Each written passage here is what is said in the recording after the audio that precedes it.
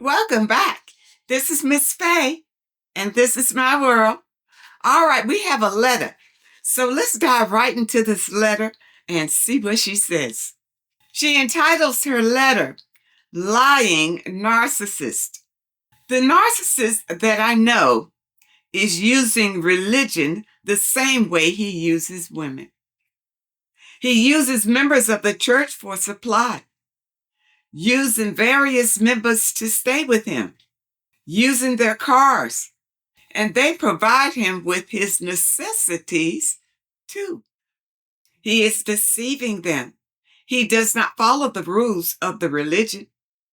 This week, he even lied so that he could get a higher standing within the church, all while he continues womanizing and drinking, which is strictly forbidden. You know, he sounds like a narcissist to me because, those of you who are just watching, I define the narcissist on a spiritual level. And on a spiritual level, the narcissist is demonic. The narcissist has accepted a demonic energy, and the energy is operating the narcissist. Okay? Now, he is lying to God.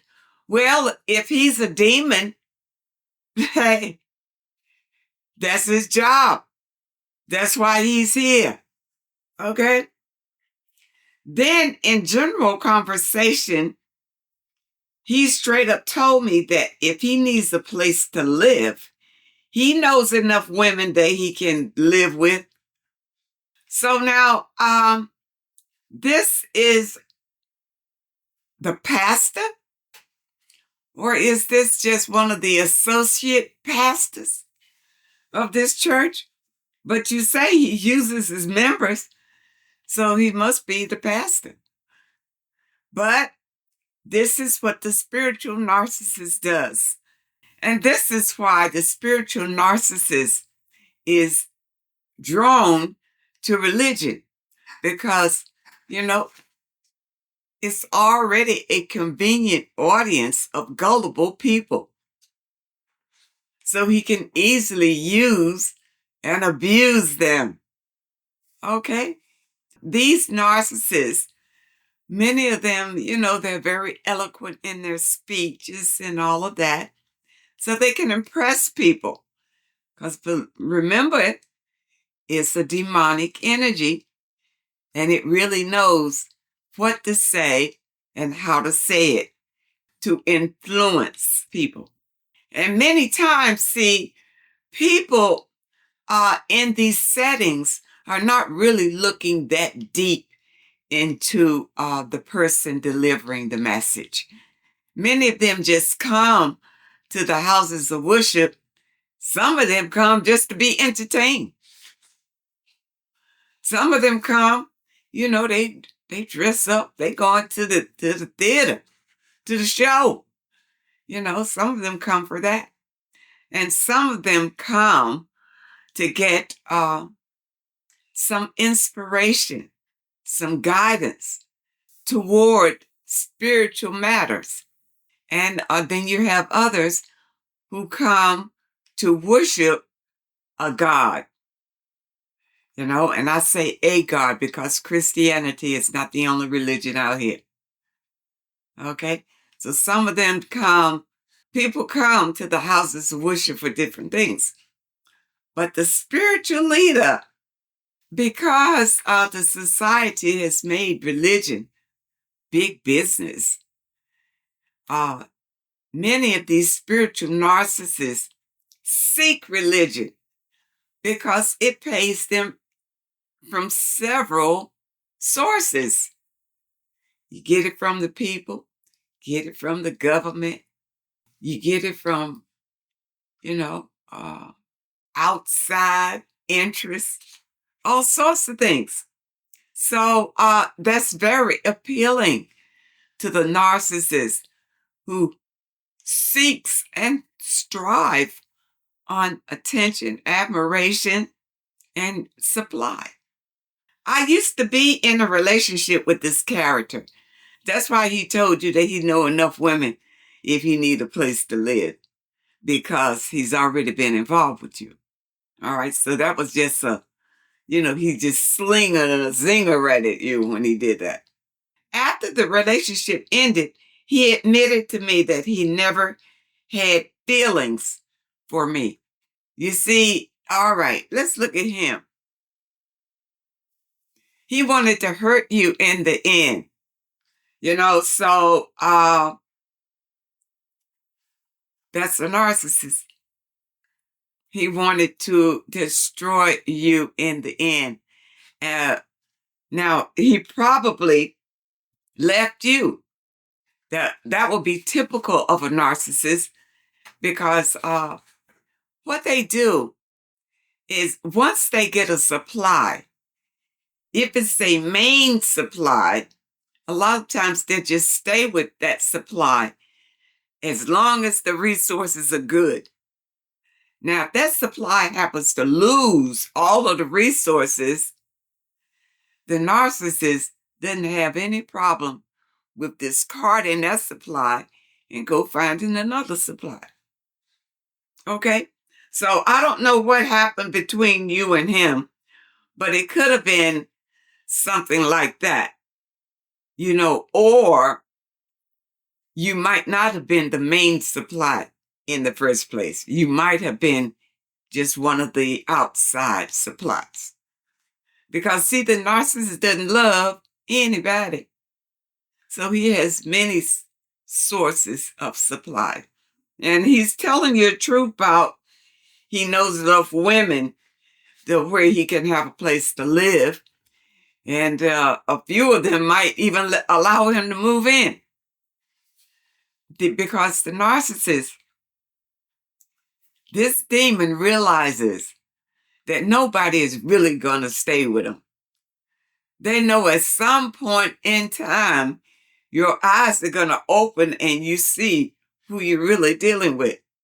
And a lot of times, they will leave you before you have a chance to leave them. When they see signs of you questioning them, checking them, telling them, I know you lying, things like that, they're looking at you and grooming another main supply somewhere. Okay? Because they realize that they may be on the brink of being exposed. And that is one of the worst things for a narcissist. Okay? So now let's see what else you said here. He admitted he never loved you in the first place. He has been in at least 3 other relationships in the past year. Yeah, because like I said, he doesn't care about any of these people. He's only with them for supply. And apparently he hasn't landed with somebody that has enough resources to satisfy this narcissist yet. Because if he does, he will stick with it as long as it's good. As long as this person doesn't ask him any questions, doesn't give him any trouble, but continues to supply resources for the narcissist, which means not just physical resources, but your time, your effort, your attention, all of you. That's what the narcissist requires, especially from the main source. Okay? I have healed from him and now realize that everything about him is one big lie after another. Yeah, because he's demonic. Everything about him is demonic. And every time that he hurt you, it was intentional. It was no mistake. He intentionally hurt you. And as long as you communicate with him, he will continue to hurt you. You understand? But he will also try to come back and have sex with you because you are still a supply. The narcissist never really throws supply away, he gets tired of it, or maybe he feels like he can get better supply another place. So he'll just put this supply on the shelf. And then, hit you every now and then. How you doing? Things like that. Hit you every now and then. And then he might come over and, you want to go to dinner? Things like that. Because for you, he's not a stranger. It just didn't work out. And after time has passed, your mind, your ego has time to tell you, well, maybe, you ought to give him another chance. He wasn't that bad. Don't listen to it. Don't listen to it. A lot of that is through the soul tie that you created with the narcissist. He can still manipulate your energy from afar. He's like a warlock. He has powers, whether the narcissist realizes that he does or not. But he has that soul tie with you. He can still manipulate you. So the best thing you need to do is don't communicate with him ever again. Okay? All right. But I never thought that I would see the day when he would outright admit that he uses women. Oh, well, he's just talking. Outright admit nothing. He just, he's just talking. It's not heartfelt and it's not sincere. What he's doing is trying to appease you, just to soften it up. Like I told you, you still supply. Now I see that he is using God too. Well, you know what? He can't use God. He can use material. For instance, if he's a Christian, he can use the Bible to influence people, and he can manipulate the scriptures to influence people. But God, paying no attention to him, he has no influence over God. So you can get that out of your mind. He can influence you and the way that you think about God or anything else. Okay? Number one, many of these spiritual narcissists, when it comes to worshiping God, it's all about fear. He's a jealous God. If you got to go, you got to do these things, or he'll send you straight to hell. It's all about fear. The spiritual narcissists, who are demons themselves, they preach that kind of gospel to you. Okay? It's always set in fear, guilt, or shame, or all three. That's how you know that you're dealing with a spiritual narcissist. Okay? All right, let's finish your letter. So many times when we were in the relationship, he would say things that just didn't add up.